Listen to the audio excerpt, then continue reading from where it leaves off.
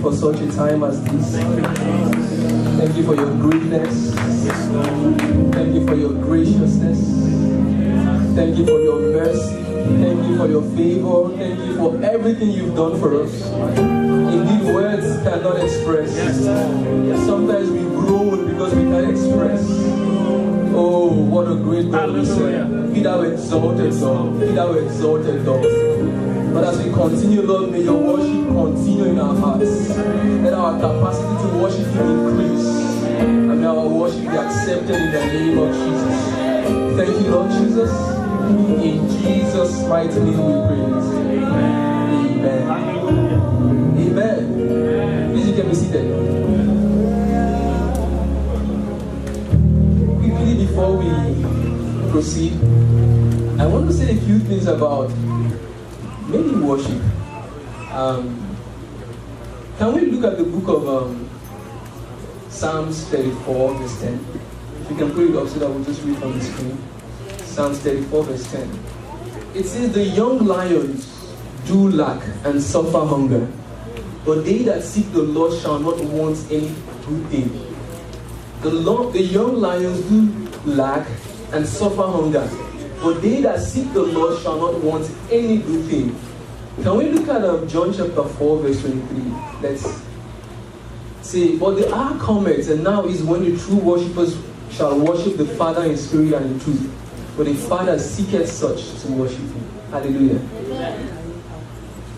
I've always loved to be practical about my walk with God. I love it. So if I see anything in the Bible that does not reflect my own life, I always question, why is this not possible with me? So if I see that some people in the Bible prayed, and it was as if God was in a haste to answer their prayer. And then there are other people that prayed, and God ignored it. I used to ask why. You know, the Bible says God does not show personal favoritism to any man. He's not partial. Then why is it as if their experiences are different? And sometimes when we look at our own lives also, it does not reflect what the Bible teaches sometimes. And people have been discouraged because of that. Especially here that we are in this country. They will say that, oh, I was a Christian when I was small. They got tired. They got tired of trying. Hallelujah. Hallelujah.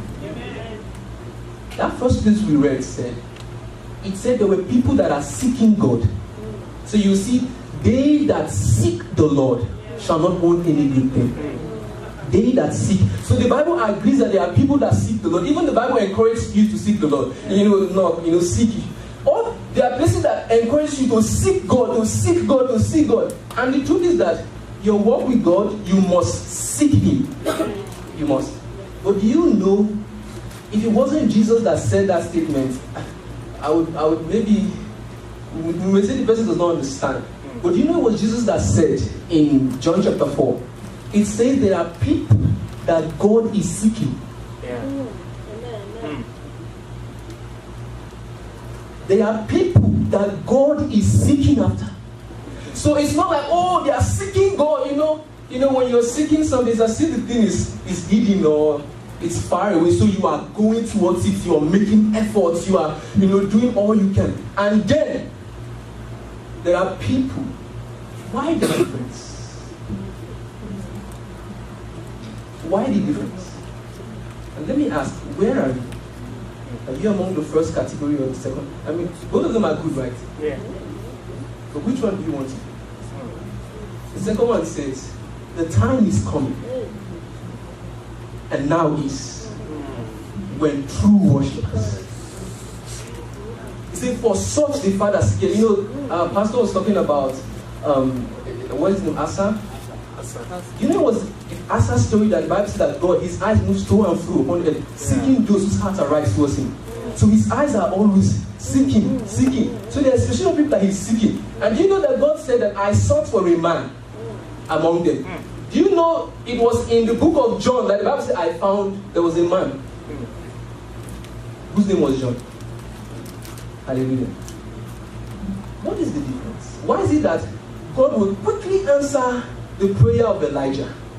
God would say, this one, David is a man after my own heart. So what other people will do, David ate priestly food that belongs to priests. God did not do anything. other people try that. What is the difference? Why? True worshippers. They will worship the Father in spirit and in truth. What does it mean to worship God in spirit and in truth?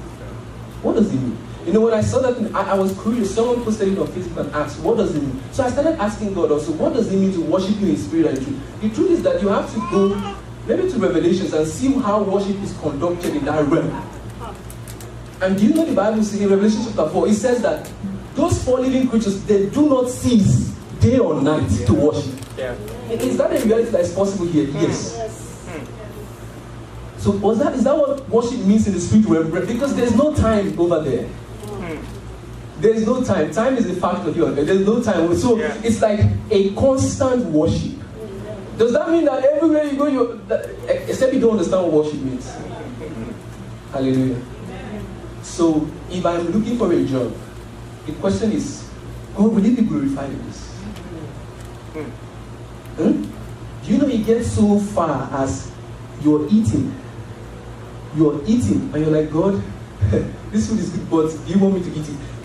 It's everything around you, everything about you, everything that you do. You're thinking about how he's viewing it. So you will see that, okay, let me talk about Lucifer a little bit.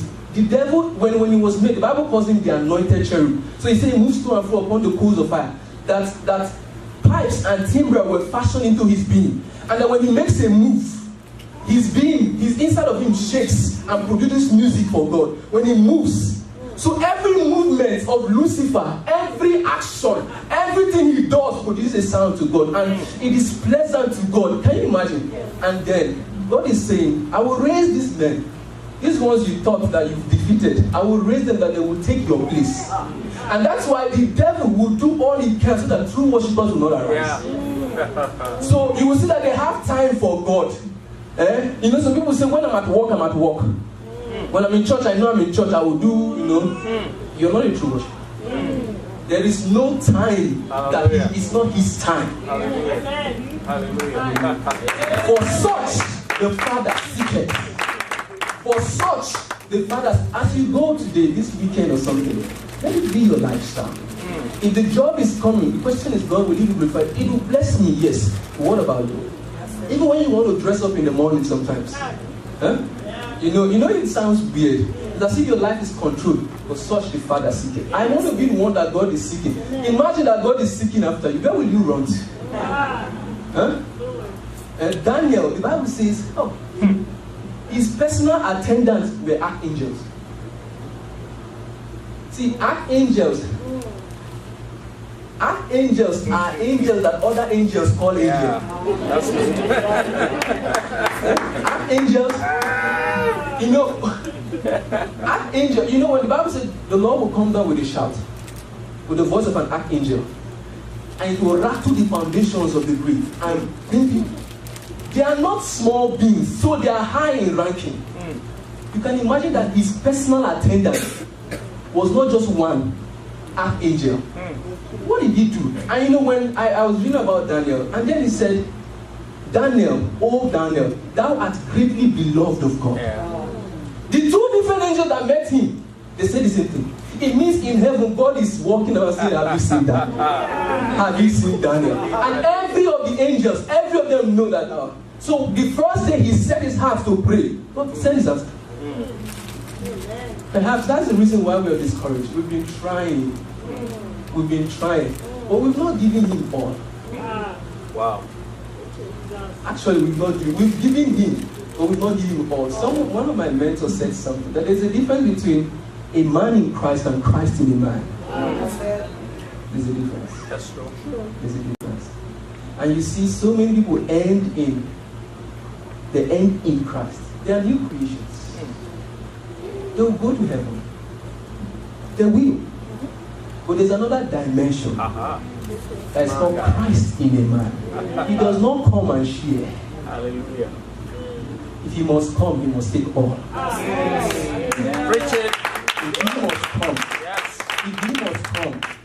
if he must come, be ready to give him all. And his own terms. Hallelujah. For such, the Father sees. There are people that are ashamed in glory. But let me talk about this. The Bible says, I speak of those people who, as though I'm crying, whose end is destruction, whose God is their stomach. See, who glory in shame, and whose minds are set on things of this earth. They glory in shame. So if you check other translations, it says that they are proud about things that they should be shameful for. There are people that are doing shameful things. They are proud about it. So you will see on social medias, they will be posting. They are doing things that are shameful. And then those that are in glory are ashamed. Wow. They are ashamed. So you will see that on Friday night, they will go there. Yeah. And on Sunday, they will come here. They are ashamed. I will end by saying, let the story of Eutychus teach us a lesson. Now the Bible says Eutychus, because Paul was preaching long, Eutychus slept. But the Bible says he was sitting in the window, not on the window. If it was on the window, it could either be facing outside or inside. So but sitting in the window is the best way to maximize the two words. So if you check your phone, you will see Don Well, you will see Don Jazzy. They can use this one to say hallelujah. They can use this one to wave, people outside. So they are sitting in the window. It's like a lack of uncertainty. There's this saying that a bird at hand is worth two in the bush, right? One boy said, a bird at hand, it cannot fly. So the best thing is that let me at least be here and be here so that I don't lose. They are not sure. They are not sure. But the testimony of scripture is that Eutychus fell. And when you want to fall, you will not fall inside. You will fall outside. You will fall outside. Hallelujah. You don't stumble upon anything valuable in God by mistake. You want Him, and you want the testimony of scripture to be your testimony. You must give Him all. Can we rise to our feet? Hallelujah. There are some that He's seeking after. I sought for a man. I sought for a man. I sought for a man. I want to ask this question: are you the one to come, or should we wait for Him?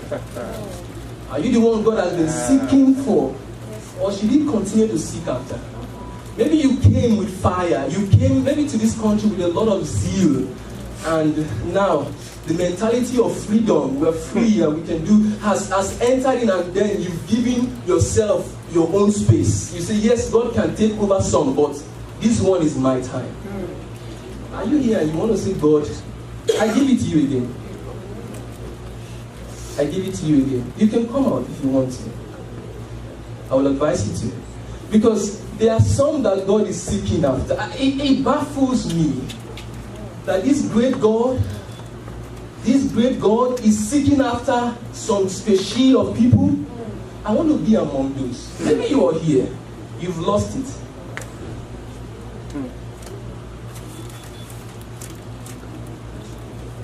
I give you all of me.